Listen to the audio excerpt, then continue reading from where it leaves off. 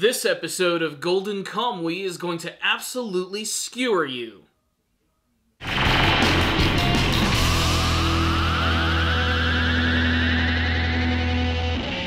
The Golden Kamuy anime series returns with an episode which is incredibly hilarious and also one of the most brutal things that I've seen in a long time. This was an intense episode. Sugimoto is absolutely thrown through the ringer in this episode. He has his first tense encounter with Lieutenant Tsurumi, who's not quite right in the head. It's probably because a bullet skidded right across his friggin' skull and brain, which has turned him into an absolute madman and like something out of a 1980s horror film. The guy is just terrifying, and he manages to put Sugimoto through one of the most intense interrogation scenes that I have ever seen. Not only does Tsurumi want Sugimoto to be a part of his group, but he also wants to learn a little bit more about the tattoos and the map, which leads to the gold and the treasure, and the means about which he does this are just so scary, because it starts out real casual. They're just hanging out, having a couple of drinks, and sharing some sweet snacks. Dongo, the little rice balls that are covered in syrup. But those little rice balls, which are delicately covered with syrup, are also painstakingly placed on super sharp skewers. Now, while seeing this scene, I was just waiting for it. I'm like, he's going to take the skewer and he's going to stab it in his hand or something to that effect. No, he takes it to the next level by shoving it right through Sugimoto's cheeks, right through the other side like a friggin' fish hook. This was a really intense moment, for one, how unexpected it was, but for two, Sugimoto doesn't even flinch the entire time. He just takes it like a friggin' man. This is just the beginning of his manliness in his episode, and you're probably wondering how he got himself in this predicament in the first place. Well, that's because the first half of the episode is basically all about him absorbing a day in the life of being an Ainu. Everything from playing with the children, absorbing the culture and the hunting techniques, to having amazingly delicious food. By the way, all the food in this episode looked really good. I love that every single time there is a food scene, Sugimoto is there to enjoy it and explain why it's good. I've been saying this over the course of the last couple weeks, and it's a pretty obvious thing for a lot of anime fans, but anime makes food look friggin' awesome. The first half of the episode, though, is really good, as, one, I know very little about Ainu culture. I assumed it was a part of Japan. Apparently it has closer ties to Hokkaido and maybe even Russia, and still don't quote me on any of this, but learning a little bit more about it and seeing it is honestly kind of eye-opening and fascinating, to say the least. And being with Sugimoto in this episode, kind of, you feel like you're along for the ride, so you're honestly learning a lot. And it's also room for a little bit of culture clash and hilarity. Like, there's a scene where we get to learn how the Ainu children like to have fun, and they play this really weird game where they have this, like, stick that they pop up in a window and they make a scary noise to scare each other, and they just expect it every time, but it's always really fun for them. I don't know. But Sugimoto he thinks he's going to be able to scare him, but it totally botches every single time, which is honestly really funny, if only to see his very strange scream.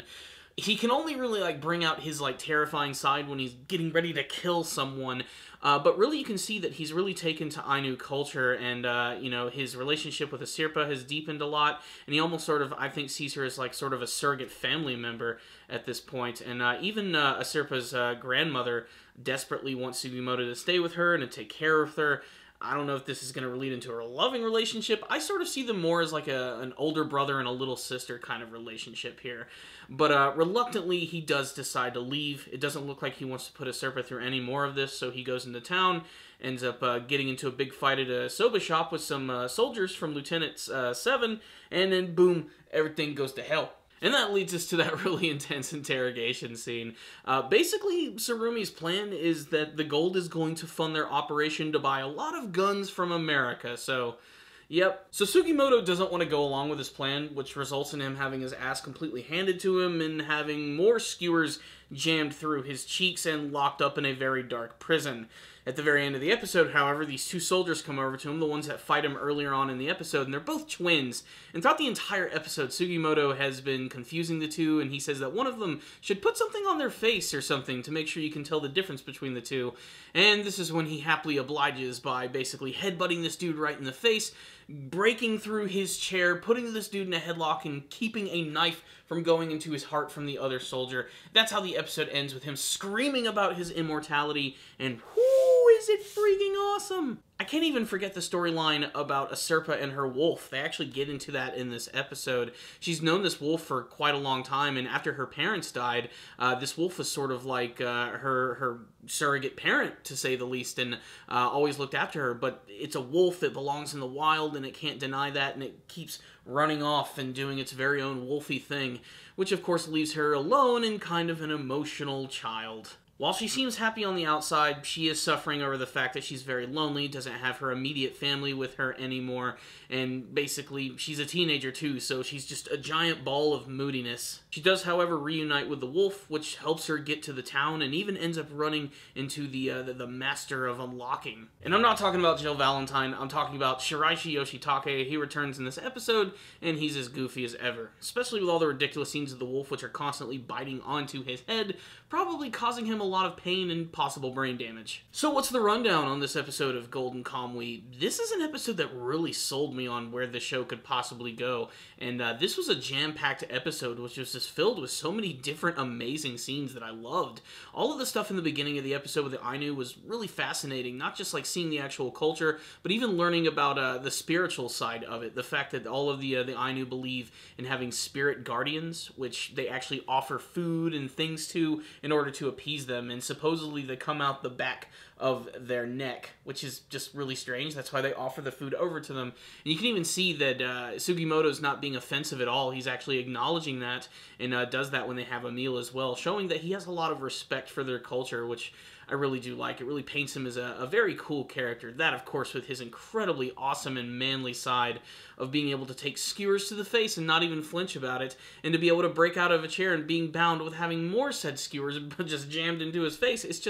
It's nuts. It's insane, and it really paints him as just a crazy, over-the-top character who is so goal-oriented that nothing is going to stop him, even something that's incredibly scary as Lieutenant Tsurumi, who, in this episode, wow, what a scary freaking guy. A lot of these guys look really creepy, but that's mostly owed to their deadpan expressions and their gigantic cat-like eyes.